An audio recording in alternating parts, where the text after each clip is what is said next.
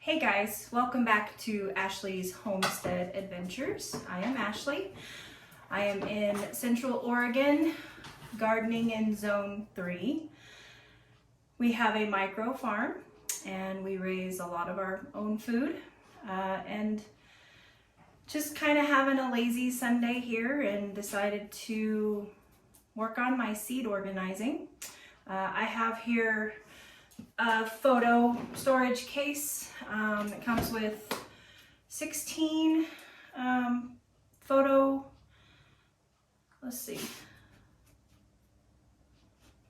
1, 2, 3, 4, 5, 6, 7, 8, yeah, 16 photo cases that we can store our seeds in, keeps them dry. I picked these up at Hobby Lobby for $14.99 and just thought I would give it a try. I have a pretty substantial seed collection, and so I'm not sure that in the long run if this is going to work for me. I'm gonna have to store things like peas and beans and mason jars because obviously these seed packets are or these photo cases are not very thick. So I'm only going to be able to store 1 or 2 seed packets with beans or peas in them. So I'll have to figure out something different for them. But I do like that it will keep my seeds clean, dry, and semi-organized, better than my organization that I've had thus far, which has just been gallon Ziploc baggies with all of the seeds to certain groups like kale. This has lettuce, spinach, and kale in it. I have broccoli in one, tomatoes in one. So I'm hoping that this will be better, and we will just have to see how it goes. I do have some of these just 5.5 ounce portion cups, 20 count, that I got for storing some of my bigger seeds or for seed saving from things out of the garden. So I'm excited to maybe use those next year. I have a little labeler here. It's just one of those really old ones. And I've been labeling with it and it seems to be working good.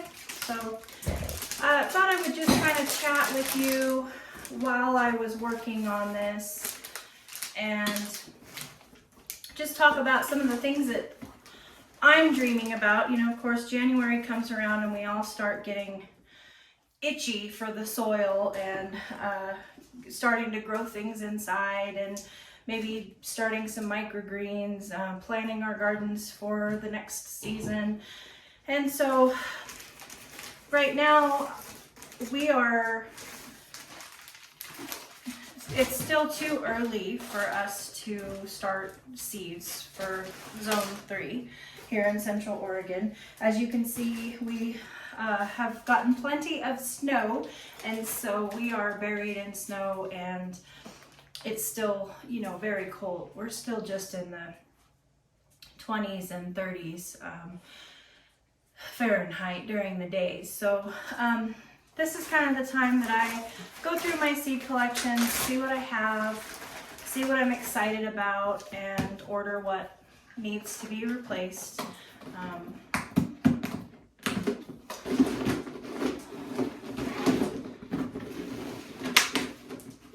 So one of the things that I wanted to talk to you guys about is the different kinds of growing that you know, that there is that you can do.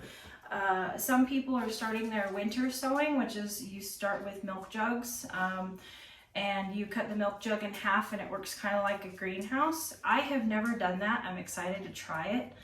And you can winter sow a lot of different flowers and some vegetables. Some people are successful with vegetables, and you just fill up the milk jug halfway with soil, and you've already cut it about halfway up, almost all the way around except for the handle part. And you plant your seeds in there, and then you tape it back up, and you just set it outside. And you have to take the cap off of the top and poke drainage holes in the bottom, with like 4 drainage holes in the bottom of the milk jug. Anyway, look it up. It's milk jug winter sowing, or water jug winter sowing. A lot of people are kind of starting to do that, and this is the time of year for some of you that you can do that. It's still too early for us, but also, you know, a lot of people are starting seeds in their greenhouses, or they're starting them, you know, under grow lights, and that's exciting too. I grow, you know, just microgreens and stuff like that. I do have some things growing in my back room that just greens, radishes, carrots, lettuces, you know, herbs, that kind of stuff. I mean, we kind of can't help but grow whatever we possibly can, and turn whatever we possibly can find in any container or wheelbarrow or pot or bowl, or, I mean, us crazy gardeners will grow in anything.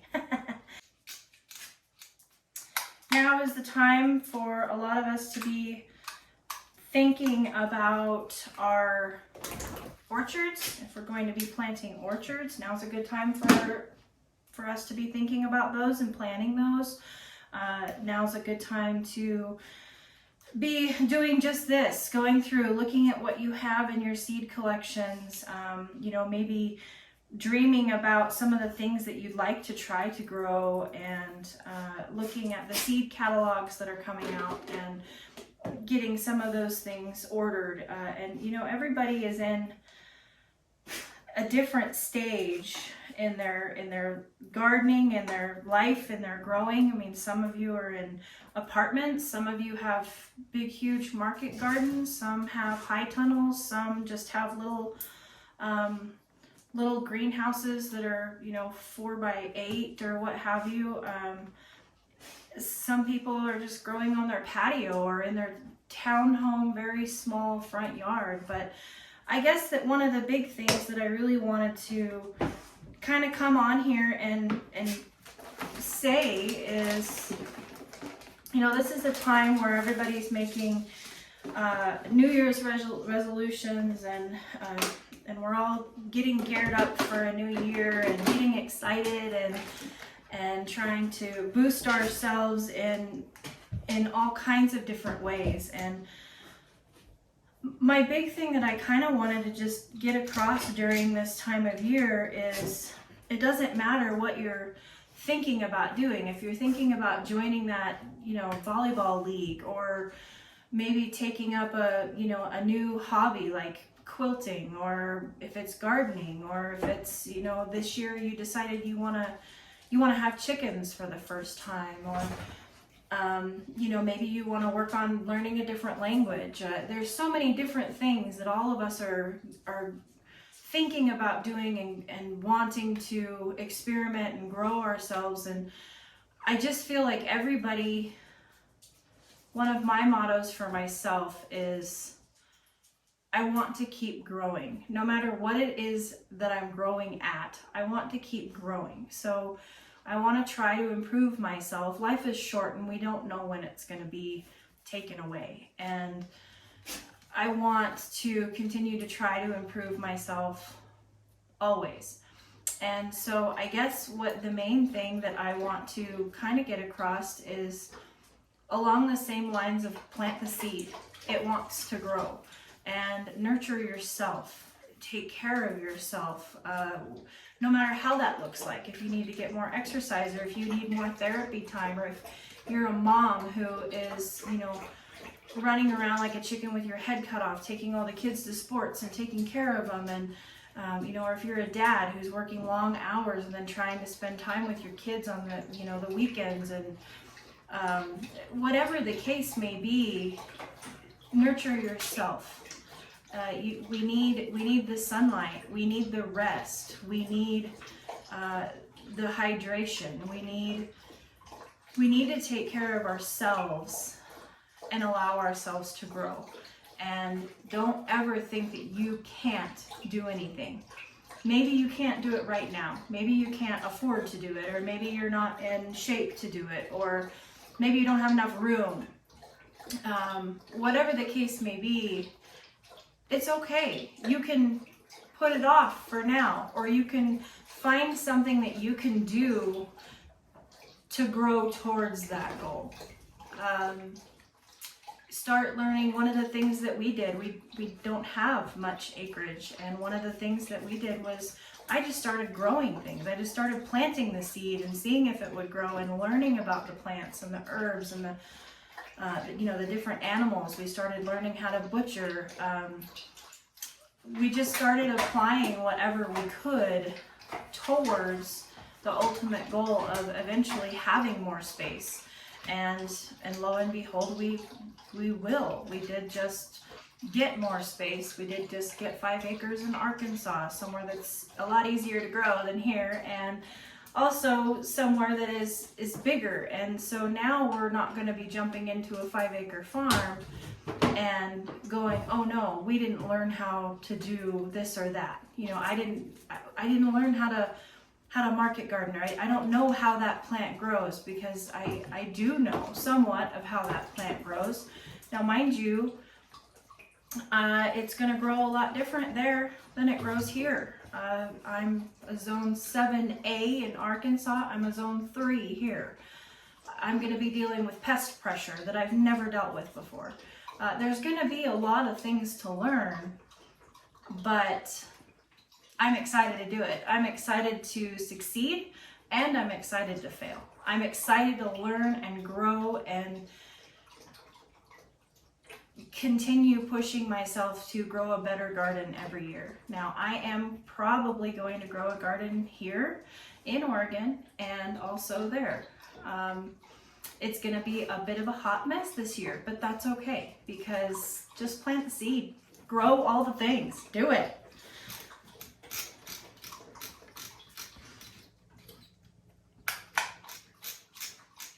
I'm going through my seeds here, and I have a lot of flowers. This is a whole bag of flowers, and I'll pick things out that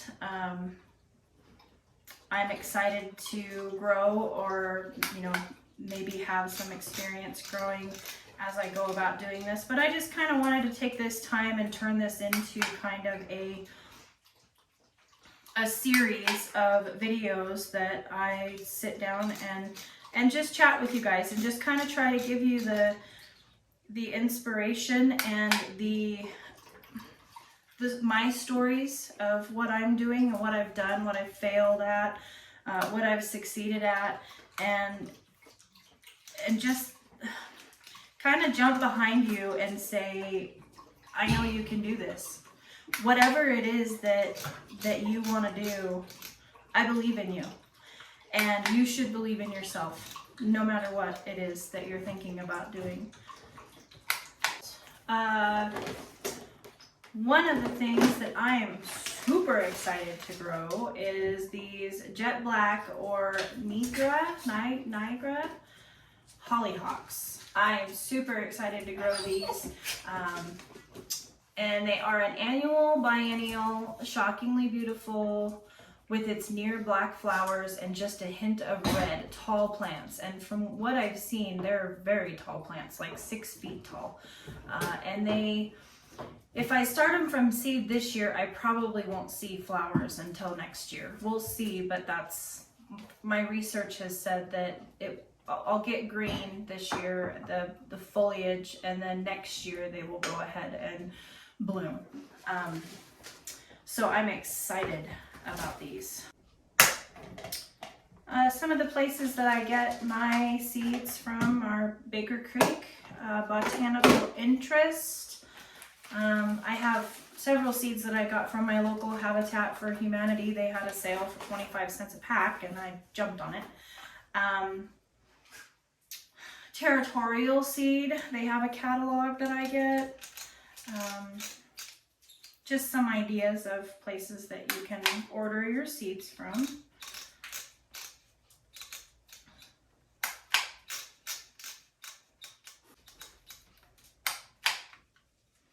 I'm very excited to grow this colored yarrow, and I know for some of you, me included, yarrow is something that grows wild here in Oregon. We have the white yarrow, wild yarrow that grows, and yarrow is really good for a lot of medicinal properties, but some people do consider them weeds, and noxious weeds at that. But there are some seed companies like Baker Creek. I picked this up at Baker Creek, and this is Polish Pastels Mix yarrow, and it does look fun.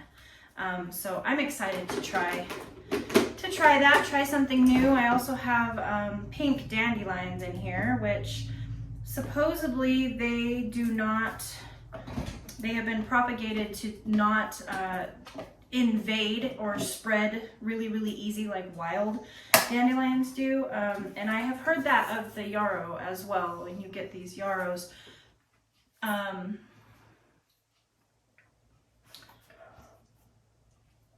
it doesn't say on the back here. It does say it's a perennial, but it doesn't say if it's a fast spreader or not. So I'll probably treat it like it is and plant it somewhere that's not going to invade. Here's another Parker's variety yarrow from Baker Creek, very pretty yellow, and I'm excited about growing that.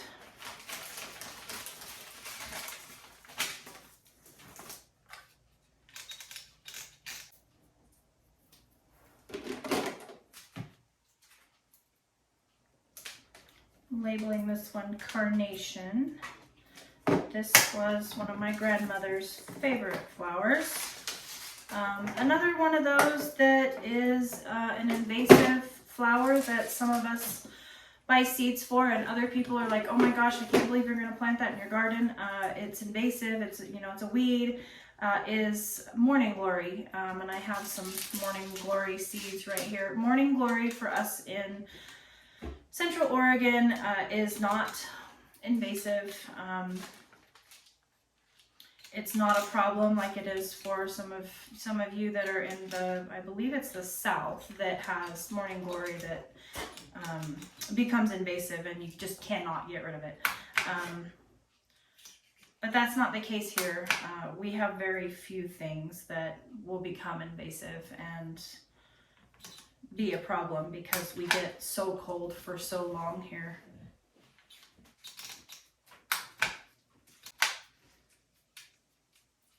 I'm kind of starting to think that maybe it would be better to just use a Sharpie on these. containers because this labeler takes forever, but it looks nice. And I like the idea of how nice and organized it looks instead of just being scribbled on. But we'll see how these hold up.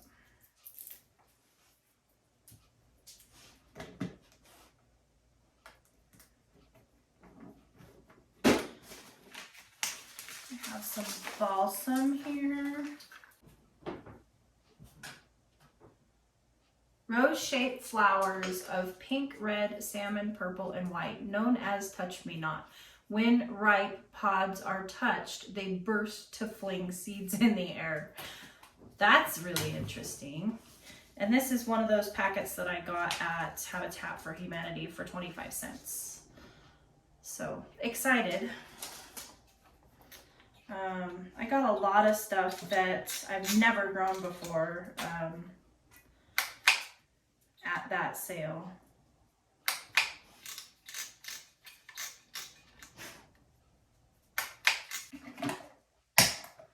I just did my flowers and my herbs in their own separate containers, like cilantro in one, parsley in one, rosemary in one, and I'm doing my flowers that way also, just because I have so many of them that I want to be able to readily go and say, well, I want to plant morning glories here, and I can just go right to the morning glory box, or sunflowers. I'm going to do, all cucumbers, probably I'll separate them into two and do like pickling cucumbers, and then, a slicer cucumbers. And my tomatoes I'll probably do paste tomatoes, and then your big heirloom like beefsteak tomatoes, cherry tomatoes, I'll probably separate them out like that, but I won't do them, each in their individual. I'll have to break them up because I have a lot of tomato seeds because I've always really wanted to grow tomatoes, but have not been successful as of yet because my seasons are just too short.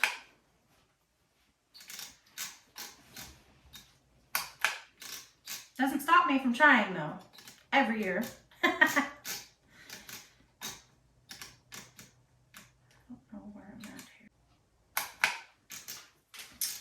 Some of the things that you can be doing right now, if you're not able to grow like me, are cleaning up your seed starting trays, getting them disinfected and organized so that you know what you have, how many you have, getting your fertilizers ordered, however that may look, fish emulsion,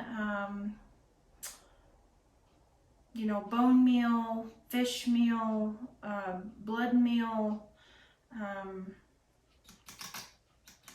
getting all of your pots and your hanging baskets, if you have hanging baskets that need repairs, now's a good time to do that.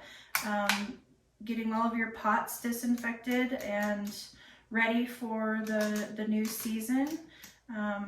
Ordering any garden tools that maybe you've broken your shovel, or there's a garden tool that you'd really like and maybe now can afford. For me last year that was a hori hori, and I love my hori hori. I use it almost exclusively. It's amazing. It does everything for me. I use it when I weed, I use it when I plant. It's a very, very good tool to have, but they're expensive, and so I had to save up for it. You can be getting your tools organized and cleaned if you didn't put them away clean. You can get your tool sheds organized and ready for a new year of us running in and out like mad women and men. You can get your seeds organized like what I'm doing right here, right now. Get your seeds ordered. Get your for some of us, it's time to order our trees. So get your tree orders in, and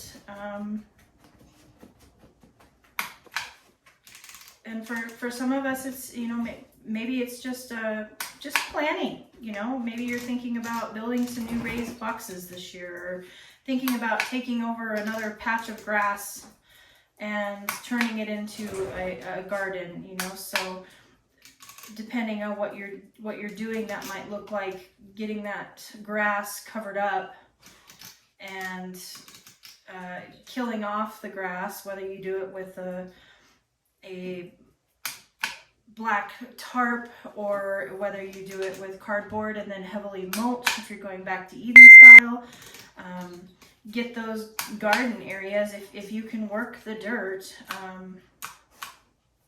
get those garden areas prepped and ready for when you can plant your stuff. Cleaning up, you know, leaves, for us, it's just an extensive amount of cleaning up snow. And I'm not even to the stage yet to where I'm doing any pruning or anything. None of my spring pruning, I'm not doing any of that yet. It's too cold, it's too wet. But we're just keeping things cleared and shoveled, and I'm working on seeds, and then I'll start with getting my pots and all my seed starting trays organized and gone through.